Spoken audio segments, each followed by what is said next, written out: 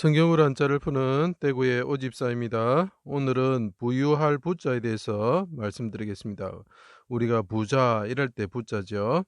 자, 이 가득할 복자가 보이고 진면자도 보이고 한일자도 보이고 입구자도 보이고 받전자도 보입니다. 자, 이걸 가지고 어떤 이야기를 하나님께서 그 한자가 말씀하고 있을까요? 성경은 가난하다, 부유하다를 계속 대비시키고 있습니다. 자, 그것을 생각하시면서 봐주시면 좋겠습니다. 재와 포악이 가득하다, 재 가득할 복자 설명한 거 꼭 봐주세요. 그리고 복자도 꼭 봐주시기 바랍니다.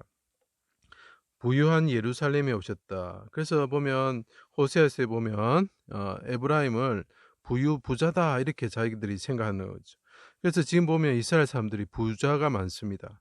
그게 좋은 게 아닙니다. 그것은 나중에 좀 설명드리도록 하고, 부유한 예루살렘에 진짜 부유하신 분이 오셨는데 그분이 가난하게 되셨다. 옷이 다 벌거벗겨질 정도로 적신으로 왔다, 적신으로 돌아간다 이렇게 표현하죠.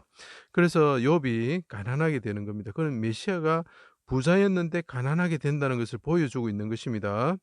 자, 우리가 보통 성경을 볼 때 욥의 이야기, 아브라함 이야기, 뭐 야곱의 이야기 이런 것들을 자꾸 그 사람들의 이야기로 보는데 그것이 아니고 메시아가 그럴 것이라는 것을 보여주고 있는 것입니다. 가난하게 되셨다. 자, 그때 예수님이 뭐라 했습니까? 가난한 자는 복이 있나니 천국이 저희 것이며 이렇게 표현하고 있죠. 자, 자기가 가난하게 되기 때문입니다. 그 천국이 자기 것이라는 거죠. 자, 우리를 부유하기 위해서 그분이 가난하게 오셨다는 거예요. 가난한 자였던 우리를 부유하기 위해서 오셨다는 거죠. 이스라엘 왕이 오셔서 십자가에 못 박혀 달리시고 수치가 덮일 때에 여호와의 날에, 여기 날일자가 보이죠. 받전자는 매직 같은 글자입니다. 해가 빛을 잃고 어둠이 장막처럼 덮일 때에 이게 그분이 장막처럼 되시고 장막처럼 어둠이 덮일 때, 해가 빛을 잃고 어둠이 덮일 때에 성막처럼 되신 분이 어둠 가운데 임하신 하나님께, 그때 성막처럼 되셔서 또 하나님이 그 위에 임하시죠. 이스라엘 왕 위에 임하시죠. 그때 분향단처럼, 입구자가 제가 뭐라 했습니까? 한 규빗 한 규빗 한 규빗이라 그랬죠. 분향단처럼 지성소를 향하여 부르짖으셨다. 이것은 시온자의 향연이 가득하게 함으로 자기가 죽지 않는다는 걸 뜻하는 거죠. 내 영혼 아버지 손에 부탁하나이다 이렇게 이야기하죠. 아버지는 뭡니까? 자기가 부요하셨는데 내려오셨죠. 그죠? 이 땅에 부요한 아버지 집에 거하기를 원합니다. 하늘의 예루살렘에 거하기를 원합니다. 이렇게 기도하는 거죠. 자, 여기서 보시면 요셉과 야곱이 있습니다. 요셉의 이야기가 아니고 야곱의 이야기가 아닙니다. 이것은 메시아의 이야기입니다. 자, 아버지를 떠나서 가난하게 종이 되었던 사람이 있다. 누구죠? 예수님. 자, 아버지를 떠나가지고, 아버지 집을 떠나서 도망가가지고, 뭡니까? 돈 10원도 없이 도망가가지고, 거기서 종처럼 살다가, 자, 라반을 도망쳐가지고, 라반에서 도망쳐서 나올 때 어떻게 됐다고요? 부자가 되었다. 그런 개념이죠. 부유한 사람이었는데, 가난하게 되었다가, 다시 부유하게 되었다. 그 사람이 누구냐? 메시아다는 거죠. 자, 그거를 기억해 주셔야 이게 이해가 되는 것입니다. 자, 여호와가 예루살렘 시온산에 오셔서 어둠이 임할 때, 어둠이 덮을 때, 장막처럼 덮을 때에 심판의 골짜기에 사람이 많다. 요엘서에 표현하죠. 가득하다. 그때 용사처럼 부르짖으셨다. 이스라엘 왕이 예루살렘 오셨는데 용사처럼 부르짖으셨다. 그때 어떻게 됩니까? 시온산에 사시게 된다. 그때 대적들이 멸하여지는 거죠. 자, 그분이 용사처럼 해산한 여인처럼 부르짖으시는 거죠. 그때 어떻게 됩니까? 예루살렘에 가축이 가득하다. 제가 가축할 때 축자에 대해서 말씀드렸죠. 여기도 보면 예루살렘이 봅니다. 받전자가 보이는 거죠. 나의 하나님 하고 어둠이 임할 때, 검어졌을 때 부르짖으니까 어떻게 된다고요? 가축이 가득하다. 똑같은 글자죠. 이 글자 가축. 그래서 이거를 가축으로 사용하고 이거는 가득하다 이렇게 사용하는 거죠. 그러면 하나님의 집에 가축이 어떻게 됩니까? 예루살렘에, 하나님의 집인 예루살렘에, 하늘의 예루살렘에 가축이 가득하다. 가축이 뭐죠? 양떼죠. 예, 낙타떼죠. 자, 소떼죠. 이게 뭐죠? 예, 목자가 다스리시는 그 양들이 많아진다. 사람들이 가득해진다는 거죠. 그죠? 자, 그 나중에 보면 예수님의 부활 후에 많은 사람들이 무덤에서 일어나서 하나님의 집에, 거룩한 성에 들어갔다. 가득하게 들어갔다. 셀 수 없는 무리가 있다. 계시록에 표현되죠.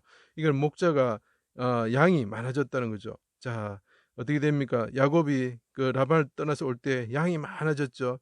아브라함이 바로를 떠나가지고 기근으로 죽었다가 죽은 가운데 들어갔다가 바로를 떠나 놓을 때 어떻게 됩니까? 양이 많아졌죠. 그죠? 다 똑같은 이야기를 하고 있는 겁니다. 결국 메시아의 양이 많아진다. 메시아의 백성이 많아진다. 그 땅에 하나님의 그 거룩한 성 하늘의 예루살렘에 백성들이 많아진다. 그래서 하나님이 그 무덤에서 일어났던 사람들이 거룩한 성에 들어갔다. 이런 말이죠. 자, 마당에는 밀이 가득하고 독에는 새 포도주와 기름이 넘친다. 자, 하나님의 집에는 그 예루살렘에는 뭐라고요? 밀이 가득하다. 새 포도주와 기름이 가득하다. 그죠? 하나님 지금 부유할 부자가 되는 거죠. 자, 그럼 하나님도 부유하고 그 아들도 부유하게 되어서 같이 만나면 어떻게 됩니까? 두 배가 된다. 그래서 계속 두 배라는 개념을 성경에서 사용하고 있는 것입니다. 자, 곡식과 새 포도주와 기름을 주십니다. 이른 비와 늦은 비를 적당히 주십니다. 아버지와 아들이 각각 부유하게 된다. 두 배가 된다는 거죠. 아브라함과 이삭, 야곱을 보십시오. 요셉을 보십시오. 욥을 보십시오. 부유했다가 가난해졌다 다시 부유해지죠.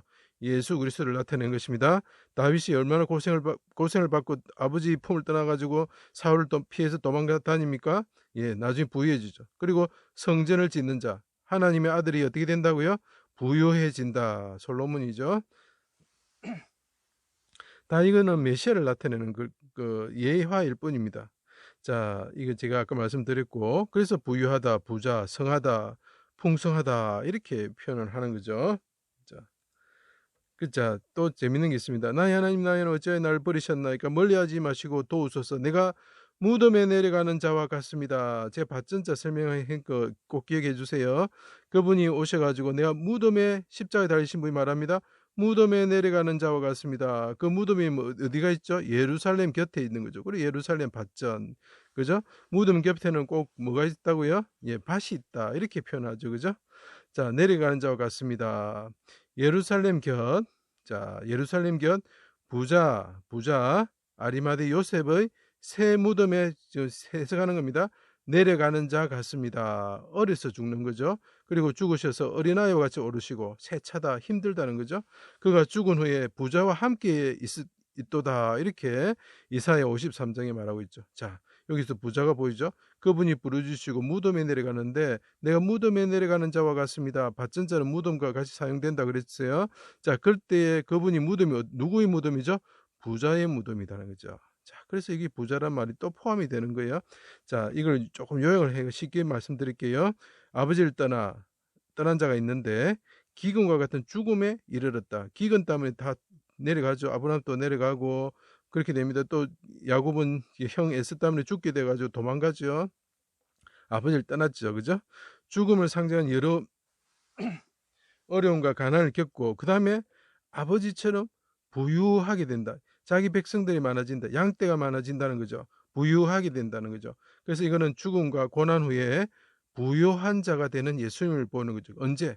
예루살렘에 오셔서 그분이 크게 부르짖으실 때, 어둠이 장막처럼 임할 때, 부르짖으실 때 그 일이 일어난다는 거죠. 그래서 이것이 부유할 부자가 되는 것입니다.